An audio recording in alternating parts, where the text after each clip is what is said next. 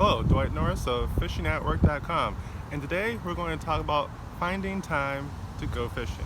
Now, this is a part of the 10-step process to go fishing at work PDF, and I wanted to give just a little tidbit of what's in it and what you can get if you go to the website and click on the subscribe button to get on the email list, and also to get the PDF, where you'll also be able to get valuable information once or twice a week from me personally, and the continuance of this video will be one of those things. So to start off, I wanted to say that to get yourself fishing when you want to, more or less more, and the ultimate solution at work, you have to do several things. Well, actually, you only have to do one thing. You have to figure out where you have the time. Now, most people, when they think about doing anything, especially when they're tired or they're upset, they're like, oh, I don't have time for this, I don't have time for that, blah, blah, blah. But when you stop and think about it, there's a lot of time out there. You're just not using it effectively, or you're not really thinking about what you're doing. And some people just like not doing anything for periods of time, which is perfectly okay. I do that sometimes too. I actually make time to do nothing. And you can do that as well. Or you can go fishing. So let's start out. So you want to go fishing more often, and you're looking for that time. And as I said before, people don't think they have time. But if they want to get something accomplished, somehow, some way, they get it done when they really just buckle down and focus on it. So let's talk about why that happens and how is that a possibility. All those people that are like go-getters, and they're working extra hours a day, they're making time happen, and they're getting things done. How are they so productive? You can use this to your advantage as well to go fishing. And how is this done? This is by actually figuring out what you're doing each day and using that time effectively. So here's a tip, or actually a process. Take 2 days of your normal workday, and also take your weekend day as well, but that's less important. We're going to focus on the work days. And every hour of each day, I want you to write down what you're doing that hour. You wake up, what are you doing that hour? What are you doing the next hour? What are you doing the next hour? And write it down in let's just say it's easy to do it on Google. The Google Sheets, and make a little thing at the column. This is whatever day it is. It's Monday, it's Wednesday, Thursday, Friday, whatever day it is, and then write down the time. You woke up at 7 o'clock. From 7 to 8, what did you do? From 8 to 9, what did you do? From 9 to 10, what did you do? And do that all the way until you go to sleep at night. And then do it for either the next day or another arbitrary day. So do it Monday and do it on Thursday. Friday is a different day for most people. Sorry about the wind. If you can't hear me, I'll talk a little louder. And do that for both days. After this is completed, you're going to make some hard choices here. You're going to go back and you're going to review what happened those days and for those particular hours. And we're going to infer if what you were doing for that hour is something you need to be doing, or that you have to do every single day, or if you could do something else. So, say you woke up at 7 to 8. You had your breakfast, you got your stuff ready, and you went to work. That's pretty important. You have to go to work, right? You have to get ready, you have to eat food, you have to prepare, maybe you have to drop your kids off to school, whatever. That's obviously important. And you have to commute to work. That's also important. Maybe that's the next hour. Okay, I can't write those off, Dwight. Said I could make time somewhere. Where's this time? So let's go further. You get to work. You sit there. You have a coffee. You eat some more breakfast, a snack. Maybe you're reading emails. Maybe you're looking through your Facebook. Do I need to be looking at social media? Do I need to be looking at my email? I don't know. Question mark. So, you go further through your day. You're doing your work, you're doing your job, working hard, working real hard. And then, a certain time comes. Lunchtime. Alright, yeah, I gotta eat, man. It's lunchtime. I'm starving. I'm working my butt off. So you go to lunch, or maybe you have lunch at your work. No, it depends. So let's say you had to go out for lunch. It's noon. Everybody's out for lunch. The lines are long. Everything's overpriced. You're sitting there for half an hour. Now you're having half an hour to eat. You might not even enjoy your meal because you're wolfing it down. And while you're wolfing it down, you might either stay there or you might go back to work to eat the food. And then when you get back to work, the work's staring at you. Why you need to do this? No, you don't want to do that. And then you sit there, you look at Facebook, you look at some emails, you mess around with something else online, rolling through Craigslist, looking at something you can get for cheap, or whatever you're doing. And then boom, your hour is gone, and so is your time. Now think about it. Could you be doing something else during that whole hour?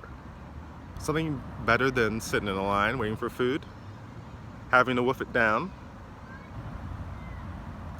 wasting time on social media, on email, on what other people are doing and their problems and issues. Why don't you just take that time, make yourself in the morning where you spend some time and prep a lunch and bring it with you. Put it in a bag along with some fishing stuff.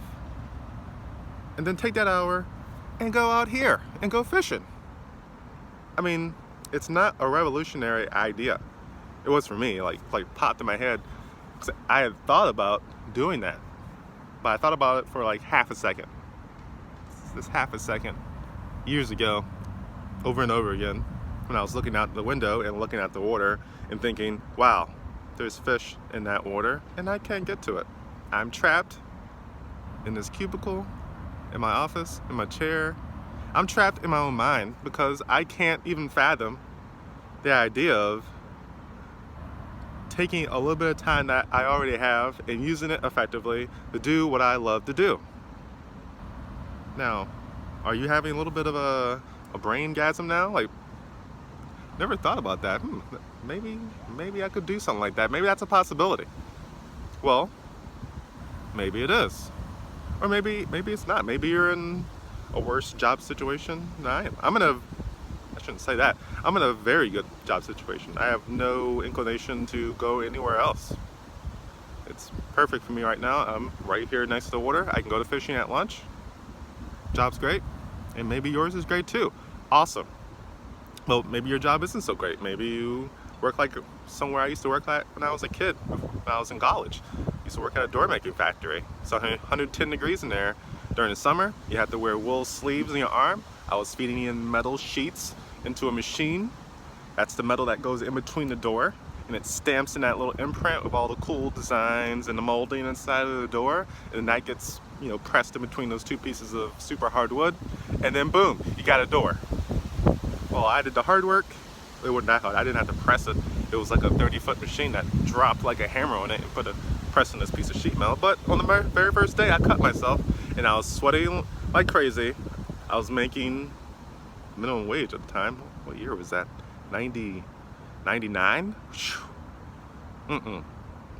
Not good. And I only had a half an hour lunch. And that half an hour lunch pretty much had to happen there. Every place I could get lunch was at least a 10-minute drive away. And I had to bring my lunch, and I'm not very good at making lunch, so it sucked. And obviously I wasn't that close to a river. I was actually very close to the Rappahannock River in Virginia. But that was about a 15-minute drive. So if I had an hour, I could have fished for a half an hour. I had my car, and I could have caught a catfish, a big one, in that period of time with some gizzards or some chicken livers. But my job sucked, so didn't have that opportunity. So maybe you should think about something like that. But lunch isn't the only time some people have. Some people have time in the morning. Some people like to get up early, have a workout, and maybe you could do some dual action there. Do some running, do some casting. Or maybe in the evening, Maybe you don't have a family like I do, and kids, and you have to get home immediately and do your fatherly or motherly duty.